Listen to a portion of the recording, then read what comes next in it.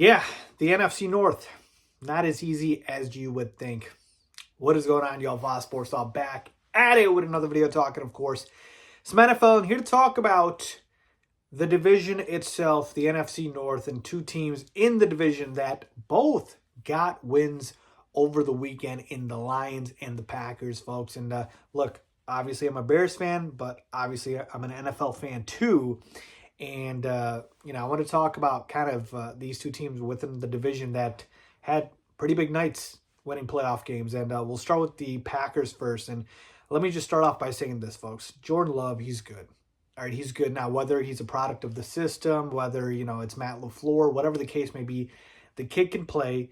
And it hurts every Bears fan to say that, including myself, because obviously, for the Packers to go from Brett Favre to Aaron Rodgers to Jordan Love and have Jordan Love turn out to be another great quarterback. We're not saying he's a Hall of Famer or anything yet. Just saying he looks to be good. It's just like, damn. All right. Do you guys really not ever get to see a bad quarterback? Like, what is the deal? But the overall takeaway I had from this game was that organizational structure matters so much and ownership matters so much. More so than we think and talk about, right? We talk about the players on the field, and yes, ultimately, at the end of the day, they decide, the outcome of the game. But it really starts at the top, folks. The Packers. It is no secret or I should say coincidence, not even a secret. I should say it's no coincidence that Jordan Love is looking like he's going to be a good quarterback. It's because they developed the kid. They know how to develop quarterbacks. They developed Aaron Rodgers. They have a system in place. And, as much as we hate to admit it because they're our arch rival, you have to respect it because they're doing something right over there in Green Bay, man. Like, Matt LaFleur is one heck of a play caller. One heck of a play caller. He is really, really freaking good. And so for the Packers to do this with the youngest team in football, I mean, I'm telling you guys right now, if Justin Fields put up, I don't mean to compare the two, but if Justin Fields put up Jordan Love's numbers this year, like 30 touchdowns to like 10 picks, and, just had that type of impact on the stat sheet, 4,000 plus passing yards, like we would be saying, there's no doubt about it. He's our franchise quarterback. Instead, we're debating if Fields should stay or we should draft another quarterback. He puts up those numbers Jordan Love put up, we wouldn't be debating that. So that's the other thing to mention here. So props to the Packers because, as much as the Cowboys love to choke here, they were still a very good team in the regular season, a very solid offense, very good defense, and they just got completely exposed. I mean, the Packers ran circles around them. Matt LaFleur outcoached Mike McCarthy like no other.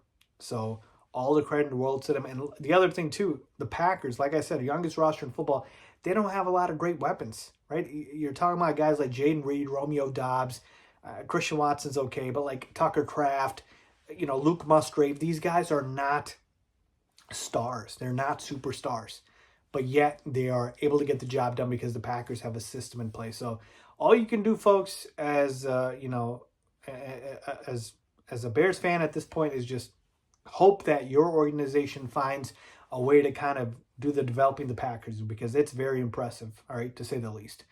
And then we flipped the script over to the Lions, man. Another team that developed and built the thing the right way and won their first playoff game since before I was born. All right, so very, very impressive. I'm happy first and foremost for Lions fans because they deserve this more than any other fan base. They have waited so long. They had the longest drought in NFL playoff history for, longest time gone without a playoff win. So shout out to them first and foremost. And the second thing, too, is Dan Campbell. What a guy, man. This is a coach that, a lot of people, probably including myself, I can't remember, made fun of when, he was first hired by the Lions because this is just a guy who likes to bite your kneecaps off and he's just a man's man.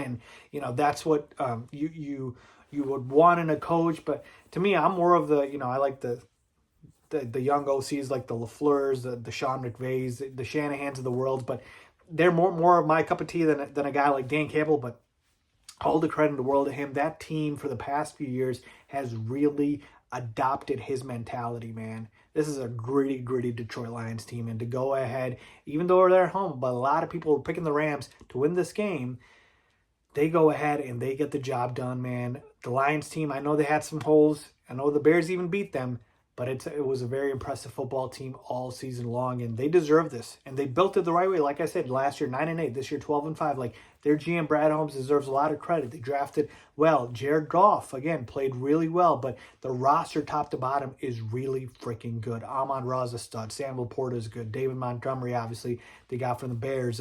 Jahmyr Gibbs is solid. The defense, Aiden Hutchinson, like, on and on. And so with Detroit, as opposed to Green Bay, where we're talking about developing, Detroit's more of the continuity thing and building through the draft, similar to what the Packers did. But both, you could say, built the teams the right way, and they're young, up-and-coming teams. I know Jared Goff's not exactly, you know, a rookie or anything, but he's been in the league for a few years, but he's still got years left to go. And so both of these two teams built the right way and looks like they are going to be sustained. So the Bears have their work cut out for them. I know we beat the Lions. You know, the Packers obviously was a different story, but the NFC North, man, it is not an easy division. Props to the Lions and the Packers for getting these two victories, and you really hope that the Bears are watching and learning and trying to figure out how we can do what the Lions and Packers just did. So I wish them, obviously, well in terms of,